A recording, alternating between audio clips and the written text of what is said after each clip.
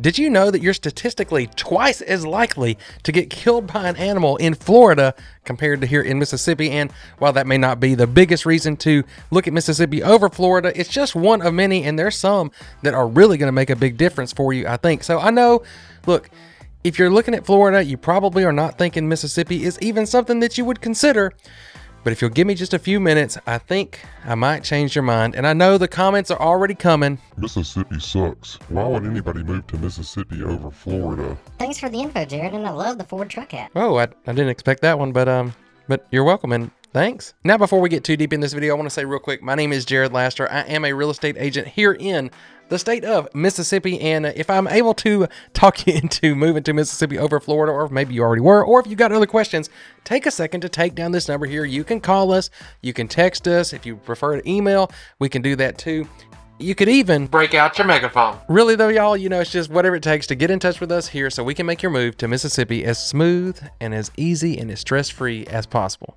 But there's no denying that there has been a big trend over the last few years of people moving to southern states and politically red states. Both of those descriptions happen to fit for Mississippi and for Florida, but there are actually a lot of differences where I actually think you'll be surprised Mississippi comes out ahead. And the first one is something that I think a lot of people don't even think about, and that is just how crowded it is, how much you're going to have to deal with traffic and lines when you go out for dinner or you're trying to book something and everything's booked out for months.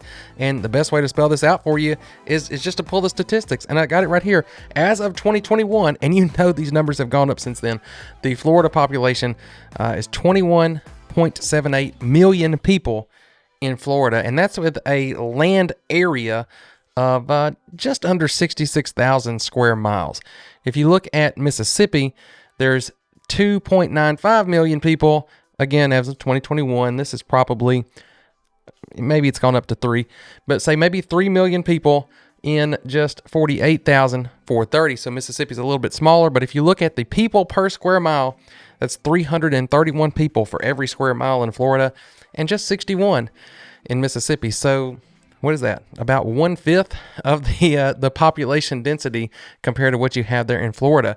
And what that actually translates out to, even in the metro areas. I'm here in Metro Jackson, and that's what, if you watch this channel, that's primarily what we're talking about. And most of this video is really going to represent that part of the state. But here in the Jackson area, the suburbs, the surrounding area around it, traffic is not a big deal. You can pretty much get anywhere you want to, and really the whole state. Traffic is not a big deal. Obviously the rural parts, but in the urban areas on the coast, it's really not that bad, and up in the South Haven area, it's really not that bad either when you compare to other bigger major metro areas in other states. We just don't have the problem, and I definitely think that's going to be something that's going to be a lot worse for you in Florida, just because you've got so many more people there, and so many people have just flocked to Florida, and you know the infrastructure has not had time to catch up with the massive growth they've had over the last few years. Now, another big one that's drawing people to both states is cost of living. And you're probably thinking, well, Mississippi has a state income tax, Florida doesn't. How can Mississippi possibly win this? And that is true. Mississippi does have a 5% income tax over the first $10,000 of income. They are trying to get rid of that. But here's another win. At least if you're retiring here in Mississippi, you don't have to pay any taxes on that retirement income. So Social Security, 401ks, pensions, anything like that doesn't have any income tax at all. But that is about where Florida winning ends, because when we start looking at other things, property taxes on average are lower in Mississippi. We're about 0.75 effectively on property taxes as a rate, whereas Florida is closer to just under 1% or 0.98%. So a little bit lower there. Florida also has a transfer tax on property taxes. So you're going to have to pay a tax when you buy that house and when you sell it, in addition to the regular closing costs that you're going to have. We don't have that here in Mississippi. Both states do have homestead exemptions to help you get to those, but here's where Mississippi really starts to win. See, down in Florida, if you're over 65, you can get an additional exemption on your property taxes of up to $50,000, but there are some income requirements. In Mississippi, if you're over 65 or disabled, you can get an extra $75,000, and there aren't any income requirements on that. You just get it by virtue of being over 65. Now, moving on from just the taxes you're going to have to pay in each state, Mississippi is going to continue to be more affordable in just about every category of spending that you're going to have on a regular basis. We're talking about groceries, going out to eat, clothing, transportation. I even went and looked. I pulled up the Costco app and I looked to see right now in Costco here in Ridgeland, Mississippi, as I record this, and you can see here it's $2.48 a gallon.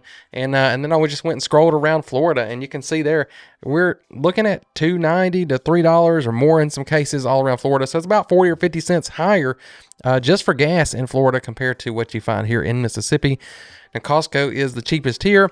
It's probably about the cheapest there too. A lot of other places here about 10 cents more. But just to give you an idea, I mean, that's the cost of living here in Mississippi. But before we completely wrap up the cost category, since we mentioned housing, I should say that Florida has had a pretty big problem with insurance. So, we're looking at housing prices and taxes and all that stuff.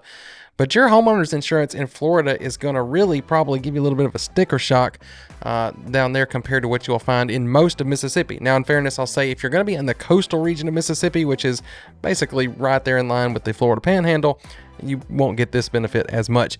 But for the rest of the state, for here where I am in the Jackson area in central Mississippi, and you get up to North Mississippi, you don't have the hurricanes and the natural disasters in the way that you can down in Florida. I mean, Florida is just a big peninsula sticking out in the ocean, so when a hurricane comes through, there's really nowhere that you can get to for the most part that's going to completely save you from that damage. Obviously, the coastal regions in Florida are going to be even worse, but that's something you're going to be dealing with. And most of you, if you're looking to move to Florida, you're probably looking to move to the coastal regions of Florida, so it's going to be hitting you there. But here in Mississippi, if you're where I'm at in the central part of the state here, the weather is going to be, I'll say for the most part, the weather is going to be pretty similar to what you'll find in North Florida for most of the year. So as we're moving on, we're going to talk about the weather. Look, the warmth, you want to get away from the cold winters. You want to get away from the snow. That's what I hear from a lot of people. You can do that in both states. And if you go to South Florida, it's going to be pretty tropical and warm all year. Now in Mississippi, as we get into December and January, we can get some cold snaps come through. It can get on down to the 20s sometimes and 30s, but snow is extremely rare until you get up to basically the Tennessee line up there. You can get into where maybe you'll see a couple inches of snow every year, but here in central Mississippi and definitely down towards the coast, you're not going to be dealing with any snow at all.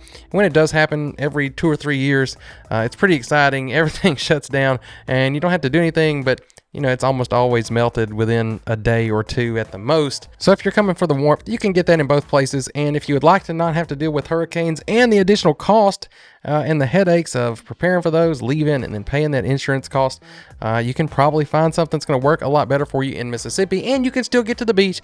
You can get to the beach in Mississippi from where I live in about 3 hours. You can get over to the beautiful Emerald Coast of Florida in about 5 or 6 hours. Depending on how fast you drive, you can get down there. So it's really not that far away. It's pretty reachable. It's also easy here to get to New Orleans if you want a weekend away. That's only about 3 hours. You can go up to Memphis. Those are good options. You can go into the mountains of Arkansas, and it's also about, I'd say, 4 to 5 hours away. We're kind of pretty centrally located to a lot of little great weekend trips here where I am in central Mississippi. So there's still something to do, and there's a lot of stuff here locally too. A lot of great little small towns, events, activities, all kinds of that stuff to check out. And even though it's not a beautiful, picturesque, white sandy beach, we do have some great lakes here. If you live here in the Jackson area, you can enjoy some time out here on the beautiful Ross Barnett Reservoir. You can go boating, fishing. There's trails all around this. The Natchez Trace also runs along there with just a beautiful scenic drive, as well as some bike trails, hiking trails, other things like that. So there's a lot of beauty to explore here in Mississippi, especially if you like a lot of trees, because we do have a lot of those. So if you were just looking at Florida, are you now maybe consider Mississippi? Let me know in the comments below. Of course, if you got other questions about things I didn't answer here, put that in the comments as well. I'll do my best to answer every comment that comes through.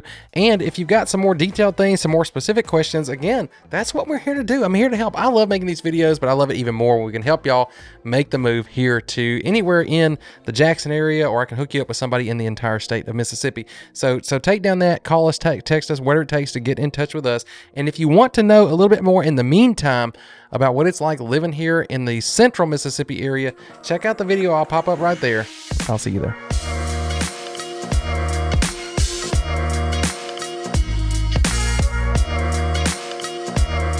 If I'm going to be fair, I guess I probably should have said that Mississippi does have alligators too. We have a pretty good bit of them. I guess there's a lot more things in Florida that'll kill you apparently.